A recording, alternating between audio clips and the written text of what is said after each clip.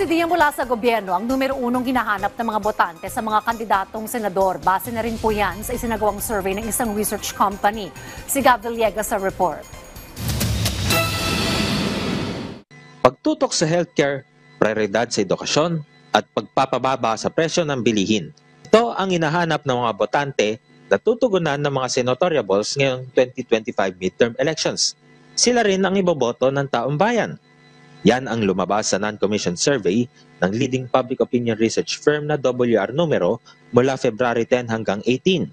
Ayon sa President at CEO ng WR Numero na si Clive Arguelles, ang mga nasabing usapin ay malapit sa sikmura ng ordinaryong Juan de la Cruz. Mukhang ito talaga yung prioridad ng ating mga kababayan, no? Whether you ask them kung ito ay ano yung mga problema or suliranin ng ating bansa na dapat bigyang atensyon ng ating pamahalaan. Lumabas din sa survey na 43% ng respondents ang nagsabing hindi nila susuportahan ang mga kumakandidatong senador na suportado ang pagpapatalsik kay Vice President Sara Duterte sa pamamagitan ng impeachment. Halos kalahati naman ang nagsabing hindi nila suportado ang senatoriables na magsusulong ng same-sex marriage. Hati rin ang opinyon ng mga respondent pagdating sa mga kandidatong nais makipagtulungan sa China, nagsusulong na ma-regulate ang political dynasties at maipasa bilang batas ang divorce sa bansa.